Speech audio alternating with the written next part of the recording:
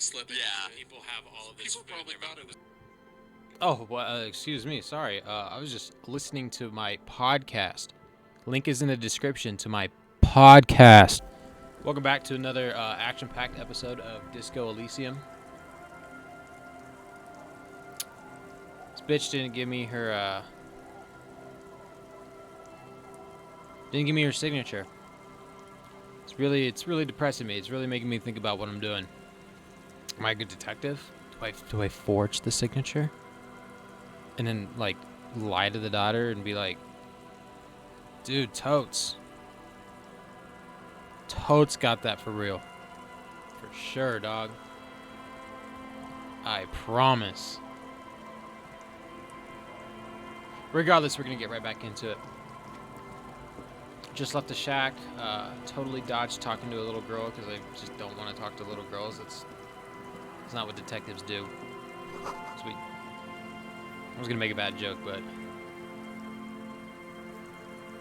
Dream knows who he is. Anyways, there's a box over here.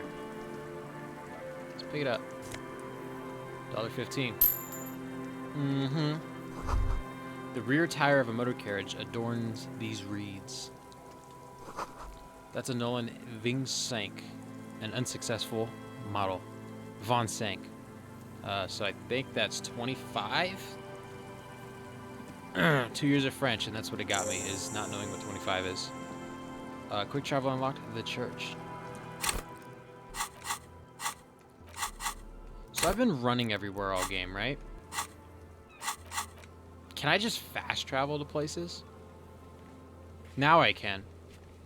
Look at that. I finally have the ability to fast travel. God, I'm so cool. Okay. Everything's finally looking up for Cyrus. Alright, let's go look in here. I like this place. This place looks dope. It's got graffito on it. You feel the shadow of a very large building fall on you. I gotta sneeze. You're lucky I turned off my mic. The sign reads, St. Brune, 1147. What does this sign read? Dusty pews in the shadows. Many seem to be missing. Cool. Hey, can we go up the rickety ladder?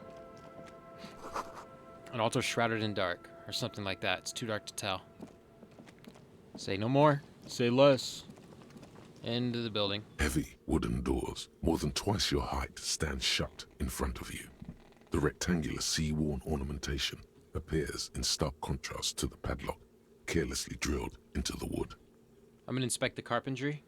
The carving on the door is block-like and angular, like the church itself.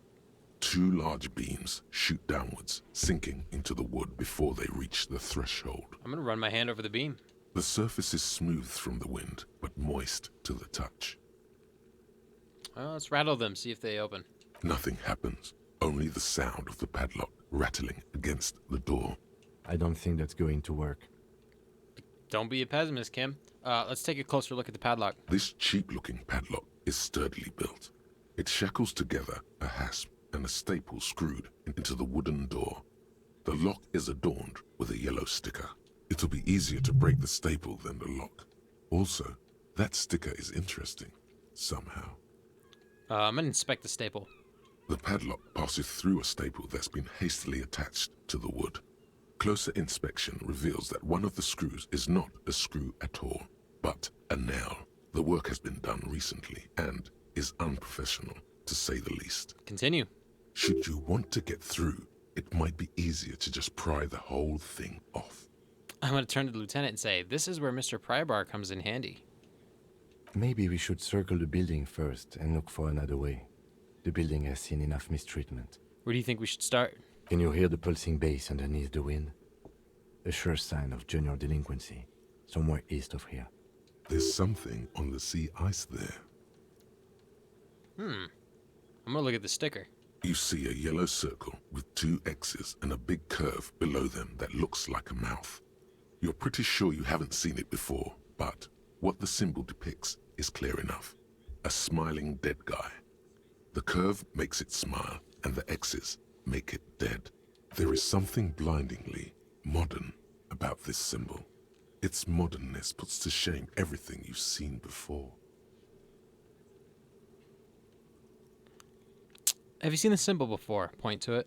He takes off his glasses and uses a blue handkerchief to thoroughly wipe them clean before inspecting the sticker. Then he looks up, pauses, and replies. Continue. No. Cool. What does it look like to you? Looks like a dead man smiling. Suggests junior delinquency. What is suggestive of junior delinquency here? I haven't seen that sticker before, and I'm not a youth. Padlock, padlock, padlock. This cheap-looking padlock is sturdily built. It shackles together a hasp and a staple screwed into the wooden door. The lock is adorned with a yellow sticker. It'll be easier to break the staple than the lock. Also, that sticker is interesting, somehow. I'm gonna try to peel off the sticker without ripping it. There's nothing like the sound of a sticker unpeeling. Now it's stuck to your thumb.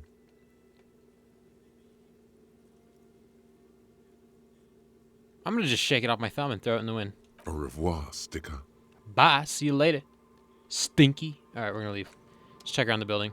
I'll do what Kim tells me to.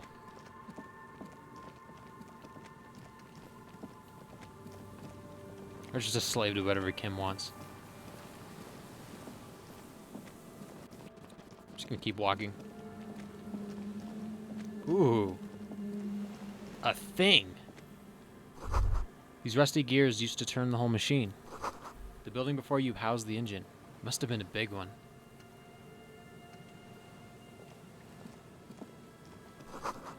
The chain trails off into the ocean to who knows where. See if we can go inside. An old door, worn by elements, guards the depot. The wind has blown a sand dune in front of it. The door hasn't been opened in a long while. You see a handle. What is this thing anyway? It's military. A service depot of some sort. Used to serve what? Probably something that is no longer there. Used to service what is what I meant to say. 3% chance to open it. You rattle the handle a bit, then push on the door with all your weight. It does not budge. Not only is it locked, it's also jammed shut. I have those controllers with paddles on them, and I clutch the controller a little bit, and I use that the skill check. Not my fault. Whatever, door. Yes, better that way. You can't even fathom the rabbit hole you might find yourself in otherwise. Okay, well, just look at barrels, I guess. On the ground. This barrel has been recently discarded. It still smells of fuel oil. Ooh, another barrel. Let's go check it out. I'm excited. Dude, a t-shirt and money? It's a white polo shirt. Is that gonna make me look professional? Like, somebody's gonna take me seriously? +1 rhetoric. What's polo anyway? -1 empathy. No, really. What the hell is polo?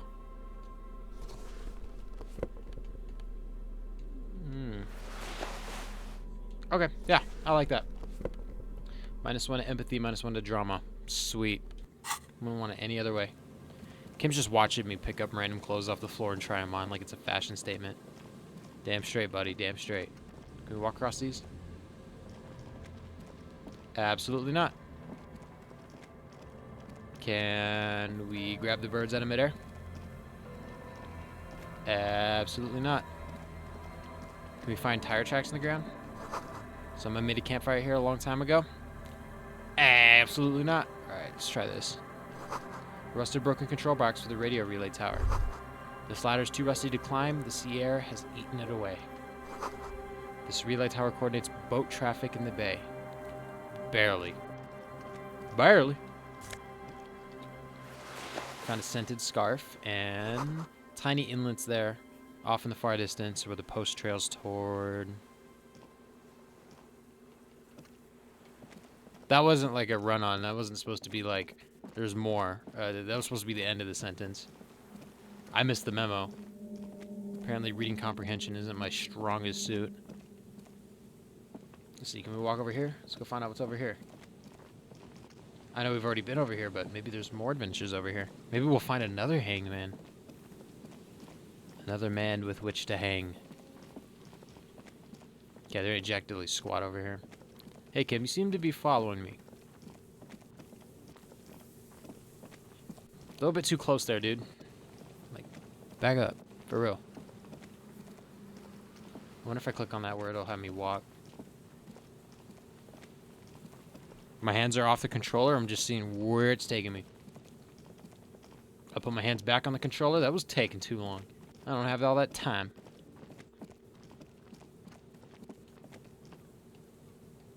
Come on. A dead phone, a smashed receiver like someone hung up too hard.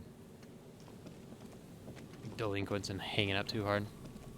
A metal payphone under a yellow plastic dome. You could use it to call someone, unless you're out of change. I'm gonna pick up the handset. Oh! You hear the tone. The machine is inoperable. I'm gonna leave. I totally forgot I can... In Kim's car, I can totally call dispatch or whatever those people's names were. The ones that were condescending. Someone must have worked hard to smash the plastic dome. Respect. Before I head in, let's see if there's anything out here I can use. Nothing. Ooh, a gate. Or just some windows. Right here. Thank you. Bars covered these long, dusty windows. I could have said that. Ooh, a man and his child. And Mikhail noticed the windows, especially with how there are no windows on the south side. This was to deal with. You officers, come to investigate the historic subtext of West Martinez? I'm Tran Heilostam. You must be Kim Kitsuragi, right? I was just telling my son about this building. Not a lot of people realize the historic significance here. Very rich in hypertext. He just knows Kim. Nice to meet you. Hold on, you and Kim know each other? No, I can't say that we've met before, but I've heard of Kim, of course. Mikhail, say hi to the officers. Ooh. He rests his hand on the boy's shoulder. The child stays hidden behind the hem of his father's coat, clutching to the Verm-themed coloring book. Mikhail's a little tired today. We spent all night trying to run Orbis on his radio computer. Have you heard of it? It's a programming language used in Grad.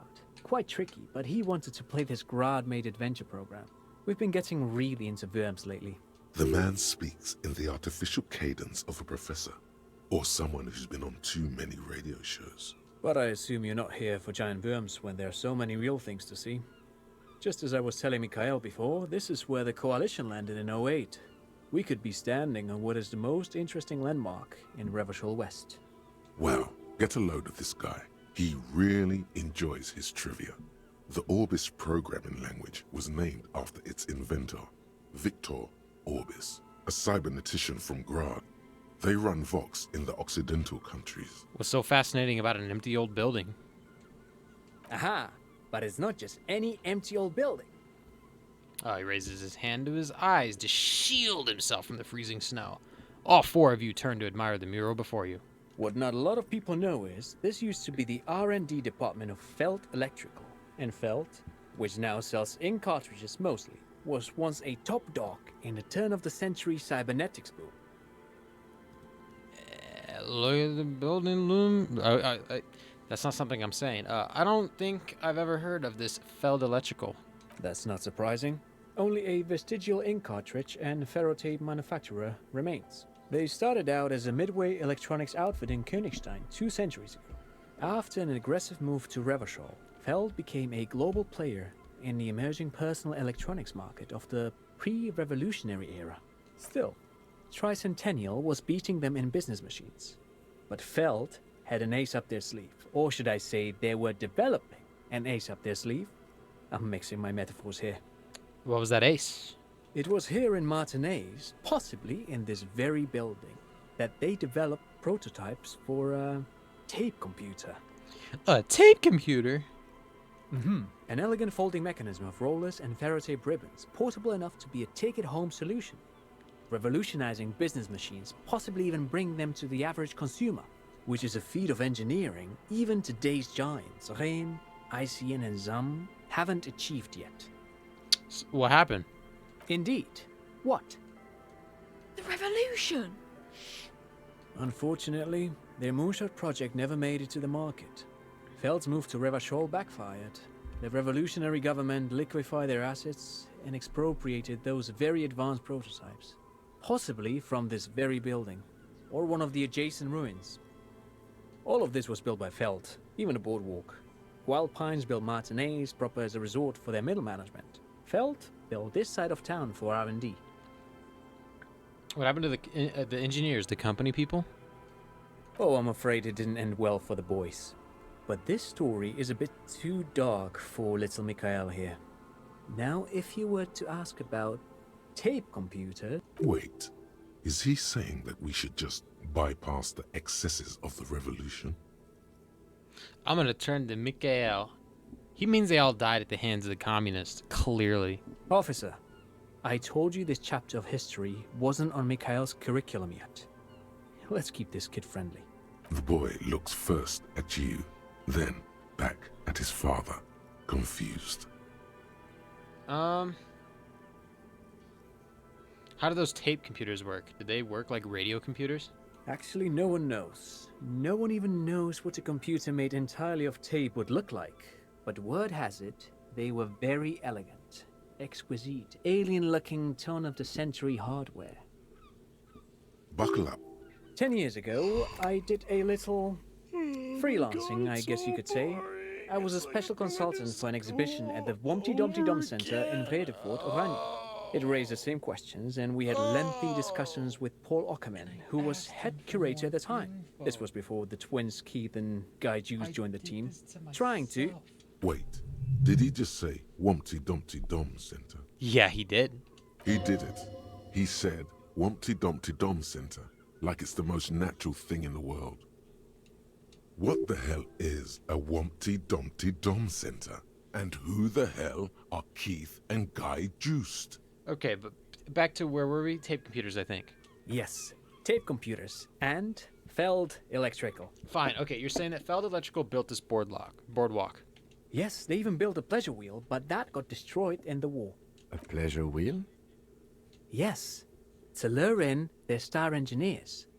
This part of Martinez was nothing but reeds before Feld arrived. They had to make the prospect of living here attractive. It was supposed to become a global center for innovation in cybernetics. But history had other plans.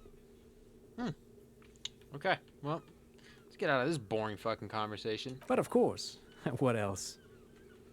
Great, thank you for all the interesting information. No, thanks to you for having me and little Mikhail here to pick your brain. A very interesting conversation indeed. Yeah, I'm gonna tell him about more things I shouldn't. Pick your brain. If anything, this was rather one-sided. He did the talking. Whatever. Yep, cool. Goodbye. Is there money in here? Nice.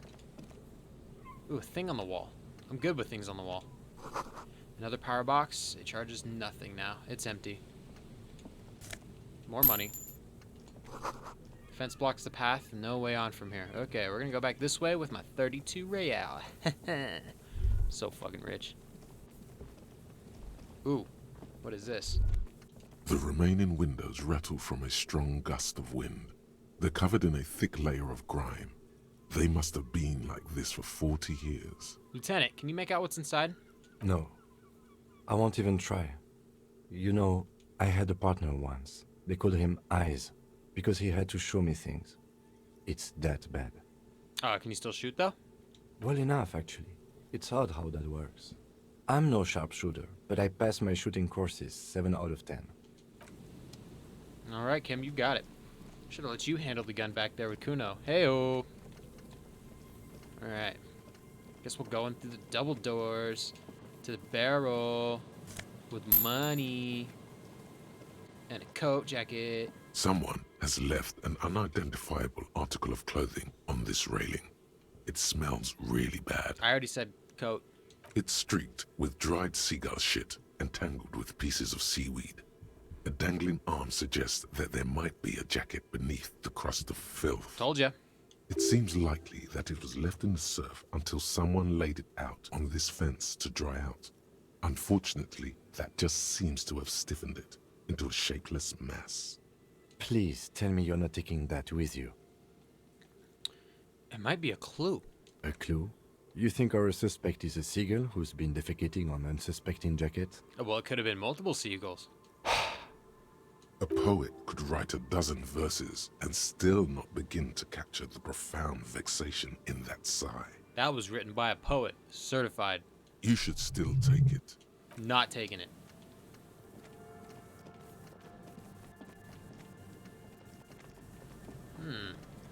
Alright, let's see what's down here before I start walking up stuff. Makeshift roof. Vagrants have tried to make the boardwalk habitable. That tarp will keep out neither rain nor snow nor wind. It's a good tarp. Ooh, postcard. Postcard, postcard, postcard. This one has hell written on its back. It cannot be further from the truth. It's the boom years, and Curon, the nicest district in Revachol West, is enjoying a sun-drenched day. Tall and handsome buildings rise from the riverside, steel, iron, and yellow limestone, with cloud shadows sliding on the facades. Unnecessary punctuation by me. Coin-operated weighing machine hasn't been used for a decade. Ooh, a box. More money? Found some glasses. Megabinos. Megabinos? Something. Prescription lenses. +2 to encyclopedia, but -1 perception. You mean I shouldn't wear other people's, Oh, megabinos. Yeah, okay. Discover your inner bino. Whose idiotic idea were square and beige plastic frames anyway? Beige is a color that does not look good on anyone. Not to mention that seeing the world through these exceedingly thick lenses feels almost nauseating. Yeah, those are called Coke bottles, sir. Vagrants have recently painted the tarp red. Water drips from it. There's nowhere to go on the right, so we're gonna head back left. Get out of my way, smelly jacket. Multiple seagulls. Ooh, money. 77 real. That's what I'm talking about. We just need to get up to 700 so we can buy that whatever the hell that thing was from the pawn shop. What's The this? smell. It's awful and familiar. Hold on. That is awful. It doesn't help. You can still smell it. What is it? Don't you recognize it? That hideous pungency. That faintly cloying sweetness. Only death smells like that. Something cold wakes in the pit of your stomach. Fear. It is death. It must be. Kim, what's that smell? The lieutenant has already brought a handkerchief to his nose. Eyes up, detective. Something's not right here. Yeah, no shit.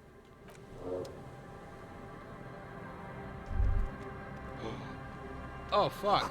Careful there. These floorboards look rotten and weak. You know who else looks rotten and weak? This poor fucking guy.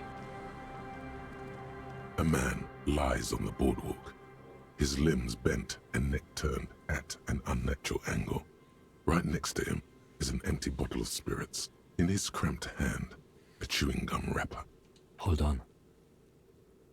The lieutenant squats next to the corpse and examines his face.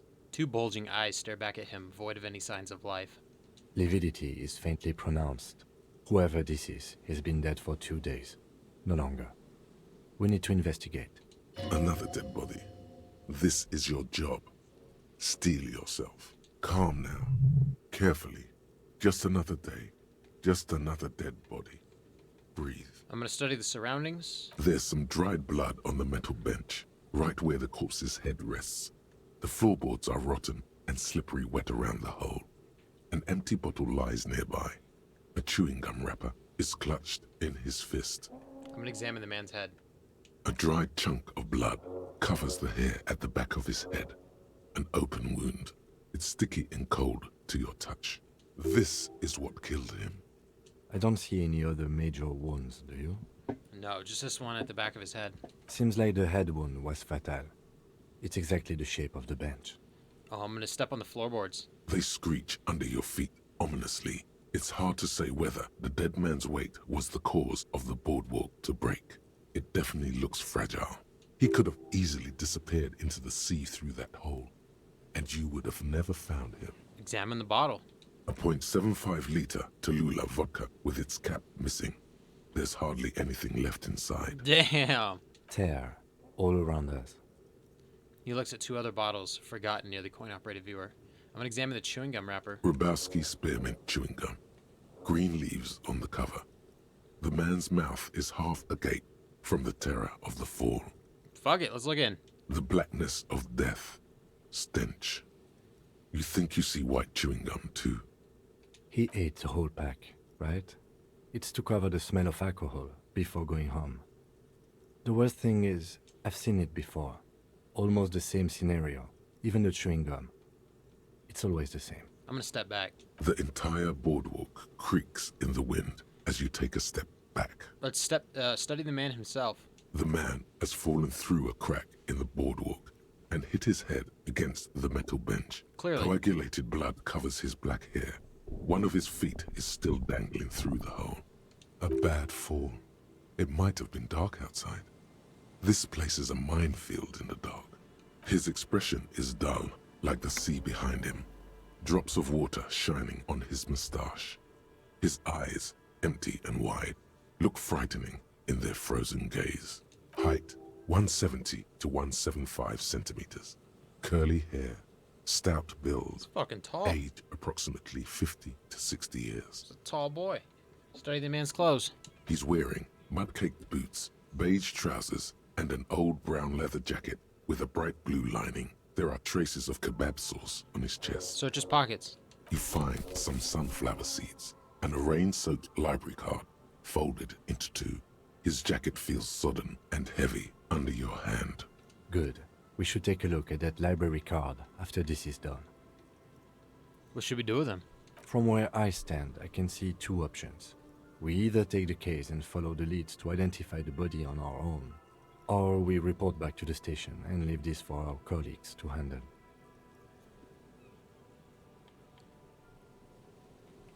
Hey, we found him. We should finish this. Alright, we should first examine the library card you found. Then we can call the station from my kinema. Let them know we are taking the case. Okay. What do you think happened here? Death by misadventure. He slipped and fell through the boardwalk. A truly unfortunate accident. If it wouldn't have been for that bench, he'd be alive.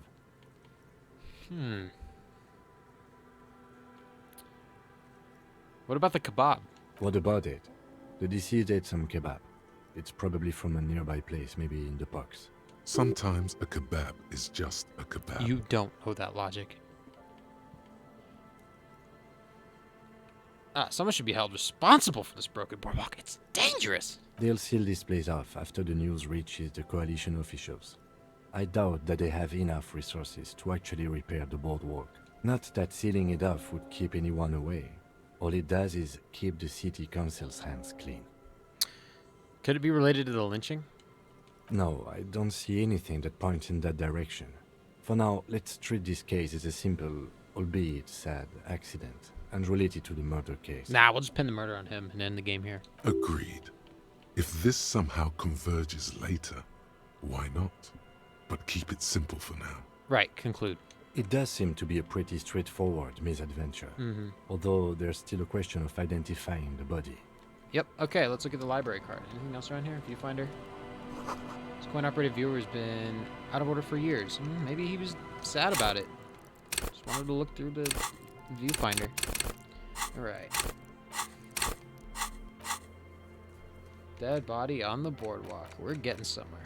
Call the station about the dead body and examine the library card you found on the dead man. So we're going to examine the card first. Go over here. A library card found from a pocket of the dead man on the Marnay's boardwalk. It's still slightly damp to the touch. The cover bears the stamp of Jamrock Public Library. The library card is folded into 2 and still slightly wet to the touch. The front side reads, Central Jamrock Public Library Card, issued to Billy Mejean, expires July 53. Billy is a unisex name. Could be the deceased, or his family member. I'm going to look at the backside. If lost, please return the card to the library. Good. We should give them a call from my kinema. See if we can learn anything about Billy Mejean. I'm going to look inside. Whoever owns this card is an avid reader. You find a list of books written in blue pencil. radio thriller. Stand a little less between me and the sun. The last one in the list is The Glinting Curve by M. Theobald. A library stamp indicates that the book has been returned. Most of these titles seem to be in the sci-fi genre. Some thrillers too. We're going straight to the Kanima. Ooh, a trash can. More money? There's some tear, an empty cigarette package, and a crumpled kebab wrapper in the trash bin. Let's examine the tear.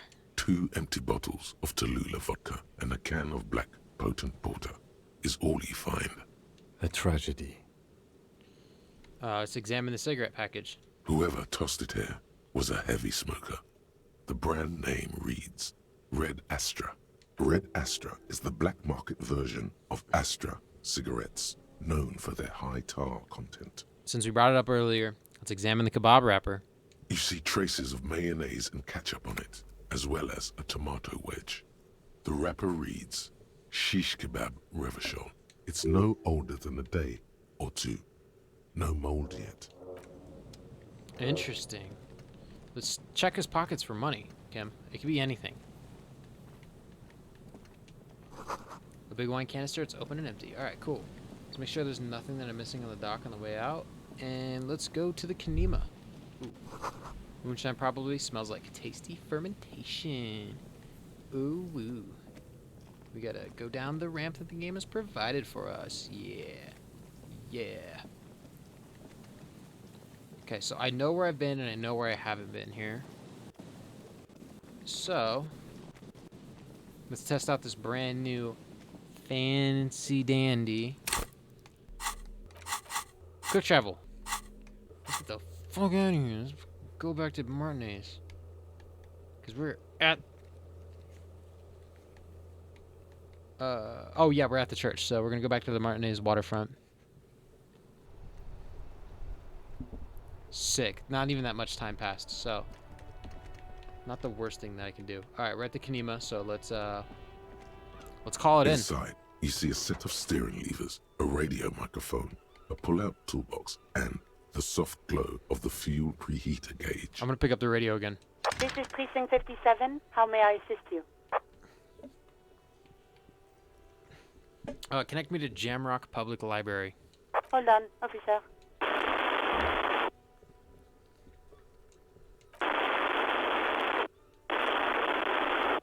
I've got Central Jamrock Public Library on the line, and I've already introduced you to their librarian. Connecting the call in 2, 1. Yes, this is Central Jamrock Public Library here. How can I help you, officer? I'm looking for any information that you can provide on Billy Magine, a reader. Billy Majon, you said? Majon. Give me a moment, I'll have to check our database.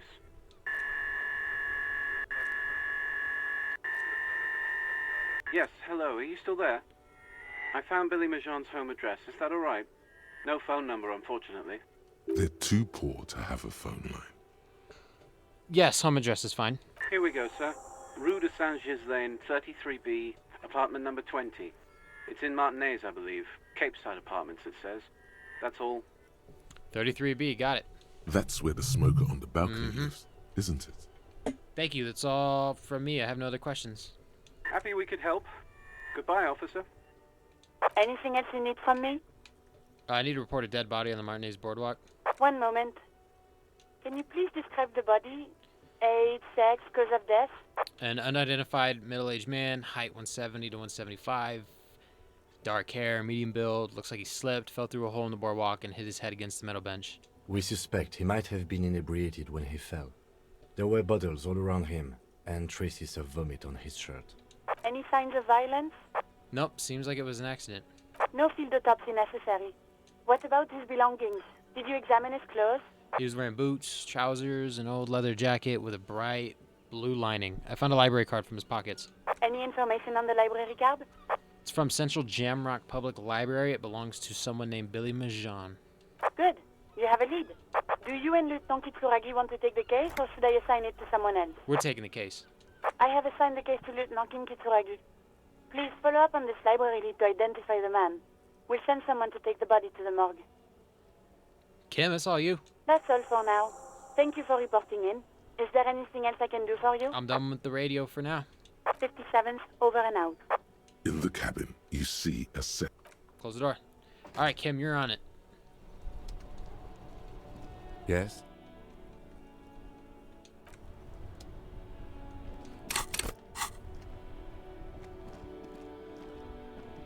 You know what I'm thinking? I'm thinking that's a good place to end. We're gonna figure out what happened to Billy Majan. We're gonna bring him to justice. I'll see you in the next one. Take care until then. And until then. Take care until then.